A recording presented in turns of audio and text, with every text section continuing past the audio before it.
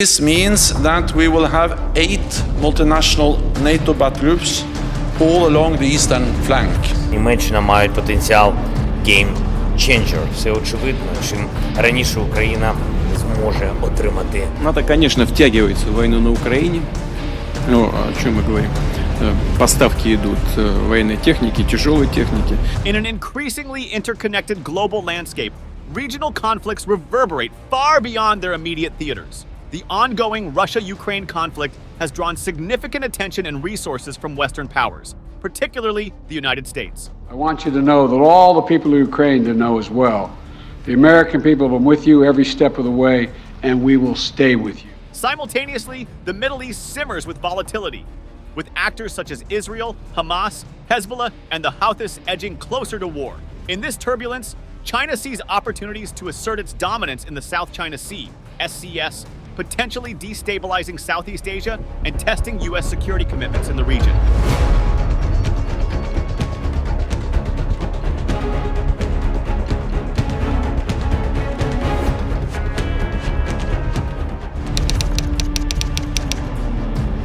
The Middle East, a region historically marked by geopolitical strife, finds itself at a critical crossroads.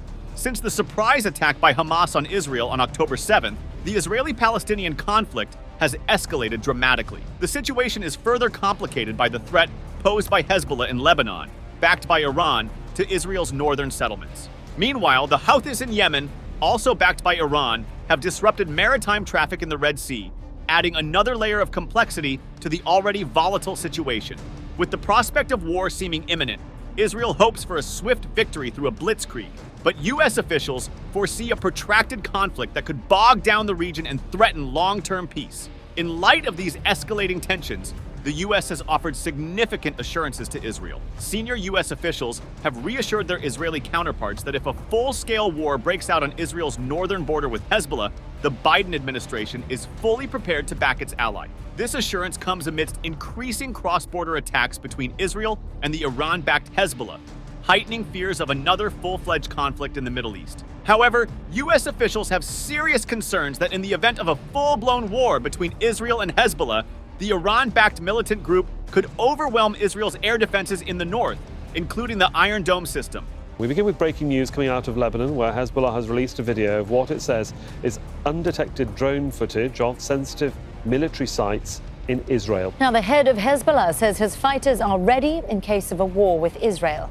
In recent meetings, U.S. and Israeli officials discussed potential off-ramps to de-escalate tensions along the blue line separating Lebanon and Israel. The potential conflict in the Middle East also impacts U.S. strategic plans. While the U.S. has been attempting to pivot towards Asia, escalating tensions in the Middle East could hinder these efforts. The U.S. has been reshuffling its warship deployment in the region to maintain dominance. But a wider war in the Middle East could force the U.S. to focus more on this region, potentially affecting its strategic commitments elsewhere.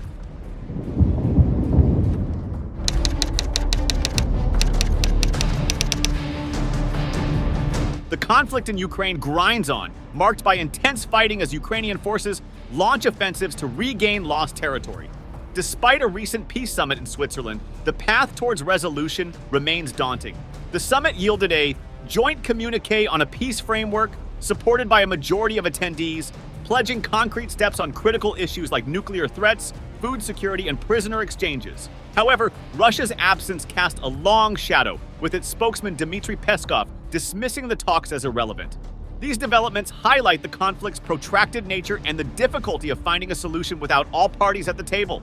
The United States and its NATO allies have committed billions of dollars in aid and military support to Ukraine. As of mid-2024, the U.S. has provided over $40 billion in military assistance. This substantial investment indicates a preoccupation that might detract from the U.S.'s ability to respond robustly to crises elsewhere, particularly in the Middle East and the Indo-Pacific region. As the U.S. grapples with simultaneous conflicts in Ukraine and potentially the Middle East, China perceives a strategic window to advance its interests in the South China Sea. The sea is a crucial maritime route, vital for international trade and regional economies, particularly those of Southeast Asian nations like Vietnam, the Philippines, and Malaysia. China's aggressive territorial claims and militarization of artificial islands have long been sources of regional tension. Recently, China has ramped up its activities, including constructing military bases on disputed islands and increasing naval patrols. The U.S. has responded with freedom of navigation operations, phone ops, to assert the principle of international waters. However, with the U.S. potentially distracted, China might escalate its activities, pushing the boundaries of its influence and testing the resolve of Southeast Asian nations and their security alliances. The potential for increased Chinese assertiveness in the South China Sea, SCS, poses significant risks for Southeast Asia. Economically, the region heavily relies on the stability of maritime routes for trade. Over $3.37 trillion worth of international trade passes through the SCS annually. Any disruption, such as those potentially caused by China's growing assertiveness, could have cascading effects on global supply chains, impacting economies already strained by the pandemic. Security-wise, Southeast Asian nations find themselves in an increasingly precarious position. The Philippines, a key U.S. ally, has experienced direct confrontations with Chinese vessels in its own exclusive economic zone, EEZ. In response to Chinese incursions, the Philippines has condemned China's actions and asserted that such aggressive maneuvers will not prevent it from carrying out rotation and resupply missions to its troops in the West Philippine Sea. Philippine former Foreign Secretary Teodoro Locsin Jr. called for stronger U.S. involvement back in 2021, stating, "We need the Americans. We need their presence in the South China Sea." The presence of the United States Navy has always been consistently with maritime law, which is the freedom of navigation, which requires you to display your military hardware in a straight line. You just go up and down very fast. There is no lingering around, no military exercises. Staying around the area. In that respect, it was really a great victory. Now it's clear. Now, this is what I want to always emphasize. Sometimes people will say, "Oh, why does China say no? We don't recognize it. No, we have our own view." Hey, it's a free world. You want me to get angry at China because they express their own opinion? Come on. The point is, we want it. Today, the call for American presence in the South China Sea resonates even more powerfully, reflecting the escalating tension and the urgent need for stability in the region. Moreover, China's recent military exercises simulating an invasion of Taiwan have raised concerns about its intentions and the potential for escalation in the region. These exercises, which included mock missile strikes, have put Taiwan and other regional powers on high alert, highlighting the broader security implications of Chinese military assertiveness. Similarly, Vietnam has fortified its own claims and sought closer security ties with the U.S. and other regional powers. Its newly elected president, Talam, is keen on gradually expanding security and defense relationships with the United States. The aim is to enhance collaboration in fields like cybersecurity, counterterrorism, and combating transnational crimes. This move is a part of Vietnam's strategic approach to maintain balanced relationships with the world's major powers. The web of alliances and rivalries in Southeast Asia means that any significant disruption in the South China Sea could lead to broader regional instability, with profound implications for both regional and global security. First, we're elevating our trilateral defense collaboration to deliver an Indo-Pacific region that includes launching annual multi-domain military exercises, bringing our trilateral defense cooperation to an unprecedented levels. We're doubling down on information sharing, including on the DPRK's missile launches and cyber activities. The U.S. has long maintained a security presence in the Indo-Pacific, highlighted by its alliances with Japan, South Korea, and the Philippines, and its strategic partnerships with nations like Singapore and Vietnam. However, the strain of managing conflicts on multiple fronts, Ukraine, potentially the Middle East, and then in the South China Sea, could test American resolve and capability. The U.S. Indo-Pacific strategy, however, emphasizes a free and open Indo-Pacific, with commitments to deter aggression and maintain regional stability. Yet a perceived or actual reduction in U.S. military presence and engagement in Southeast Asia could embolden China, altering the regional balance of power. Admiral John C. Aquilino, commander of the U.S. Indo-Pacific Command, has stressed the importance of maintaining U.S. presence, stating, "The security environment is becoming more complex, and we must be prepared to respond to threats in multiple theaters. Because the Philippines are really standing up, and they're working to pull together the whole of like-minded nations in the community to denounce this terrible behavior. And for me, that is the right step. This is about the global set of like-minded nations coming together and saying, we will not accept that aggressive, dangerous behavior. So again, I'm very, very impressed by the leadership of the Philippines and the actions they're taking, and the United States support. The viewpoint of the U.S. public towards foreign interventions is a crucial factor. Recent polls indicate a growing reluctance among Americans towards military involvement abroad.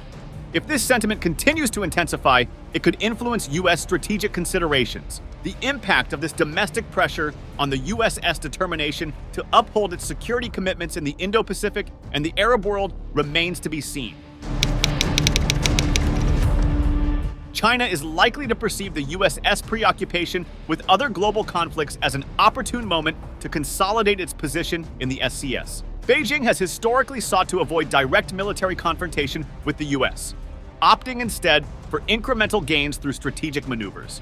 Should the US appear overstretched, China might intensify its activities in the SCS, including more aggressive patrolling, establishing further military outposts, and pressuring Southeast Asian nations diplomatically and economically.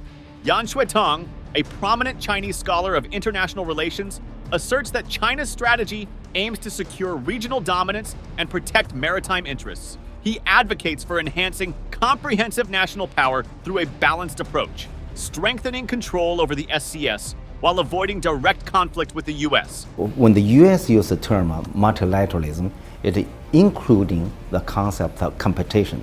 But for the Chinese side, when they use the term multilateralism, it means cooperation only, without competition or confrontation. So that's a fundamental difference. This strategy combines military readiness with diplomatic engagement to manage tensions without provoking a full-scale confrontation.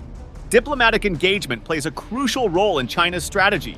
Beijing seeks to divide and weaken the unified stance of ASEAN countries by offering economic incentives to some, while isolating more vocal opponents like Vietnam and the Philippines.